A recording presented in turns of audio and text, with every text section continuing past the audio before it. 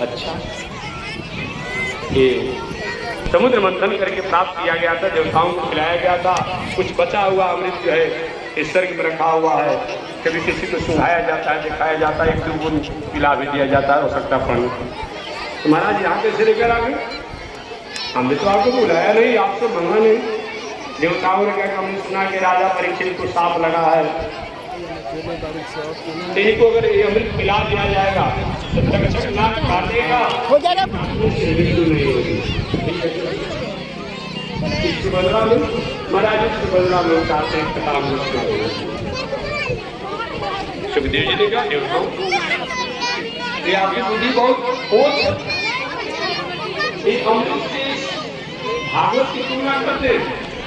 अमृत को पी करके हम जीवी हो सकते हैं, अमृत को पान करके हम जीवी हो सकते हैं, लेकिन भागवत को सुनकर हम अपना अमृत को प्राप्त कर सकते हैं। ऐसा नहीं हो, आप सुनिए, लेकिन बदला की जहाँ बात करते हैं, कहाँ कोई शीशा हो, कहीं हीरा हो, लोगों का बदला भी होगा। शीशा का शीशा होता है, हीरा का हीरा होता है, ऐसा नहीं होगा। सुखदेव जी महाराज ने समझा के लगा गया। हमेशा आपका स्वार्थ की बुद्धि रही है, देवता लोग चले गए, देवता लोग चले गए। मैं निवेदन करना चाहता हूँ, हम आपको सुलभम सुलभम, इस मानव शरीर को हमने प्राप्त किया है सुलभता से, सहजता से, ये देवताओं के लिए भी दुर्लभ है। और दूसरी भाषा में कहूँ तो देवता विमोचन में हम मनुष्य, हम मनुष्य शरीर से मर्यादा से रह करके, सत्कर्म से रह करके, सदाचार से रह करके अपने जीवन को कृत कर सकते हैं, उद्धार कर सकते हैं। लेकिन देवता लोग पहले तो बहुत दिनों तक अपने शरीर द्वारा जो होना है भोगेंगे, मरने के बाद मनुष्य बनेंगे कि पशु बनेंगे कि पंछी बनेंगे, कोई जानता है? कोई जरूरी नहीं कि देवता लोग मरने के बाद मनुष्य बन सकते हैं। तो इस मानव शरीर को हमने सुलभता से प्राप्त किया है, ये देवताओं के लिए भी दुर्लभ है। आप पूछिए महात्मा जी, ऐसा कोई प्रमाण है क्या कि देवता लोग मरने के बाद मनुष्य नहीं बनेंगे?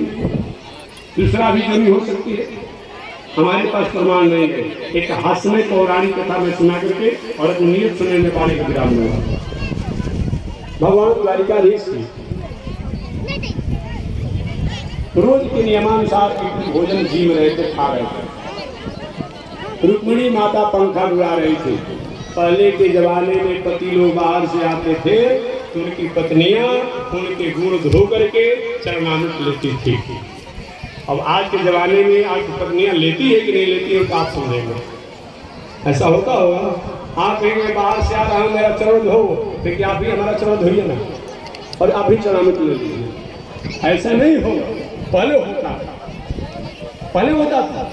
भगवान श्री कृष्ण भोजन जीव रहे थे, उनकी पत्नी पंखा डुला रहे थे रुक्मिणी जी। भगवान भोजन करते करते हंसने लगे। रुक्मिणी मैया ने कहा प्रभु भोजन के समय हंस रहे हैं, ये तो कोई औचित्य नहीं है, आप क्यों हंसे? भगवान के देवी जब तुम्हारा इतना अनुशासन चलेगा तो मेरे वाणी पर, मेरे हंसी पर भी अनुशासन करोगे? अरे मेरी वाणी है, मेरा मुख है, मैंने हंस दिया तो हंस दिया, ये पूछने की क्या बात है? रुक्मिणी मैया ने कहा नहीं प्रभु, ये बड़े लोगों की हर व्यवहार में रस होता है, चाल से लेकर, मुस्कान से लेकर के, हंसी से लेकर के, आखिर आपने हंसा क्यों बताइए? तो भगवान ने कहा हंसी इसलिए आ गया देवी जी, ये चूटा देख रही हो दौड़ते हुए जा रहा है। रुक्मिणी मैया ने कहा चूटा को दौड़ना भागना क्या में लगा रहता है, इस हंसने की क्या बात है? कि देवी ऐसे चूटा नहीं दौड़ रहा है, ये सुगंधित गुड़ की तरफ दौड़ रहा है। रुक्मिणी मैया ने कहा कि चूटा हो, चूटी हो, माछी हो, ये तो सुगंधित मिठा की तरफ दौड़ते ही रहते हैं, हंसने की बात क्या है? देवी ऐसी ऐसी नहीं चूटा है, ये 21 बार स्वर्ग की गद्दी पर बैठ चुका है। क्या चीज? 21 बार स्वर्ग की गद्दी पर बैठ चुका है। कर्म की ऐसी गति है कि आज 21 बार स्वर्ग की गद्दी पर बैठने वाला है चूटा, मर करके आज चूटा बना हुआ है और सुगंधित गुड़ के लिए तरस रहा है और दौड़ रहा है। इसके कर्म की गति को देख करके हमको हंसी आ गया। इस घटना से मालूम पड़ता है कि देवता लोग डिमोशन में, हम मनुष्य प्रमोशन में हैं। हम मनुष्य हैं, पूजा पाठ सदाचार से रहेंगे, इस शरीर के बाद हमारा उद्धार हो जाएगा। देवता लोग दीर्घजीवी है, बहुत दिनों तक जिएंगे, बाद में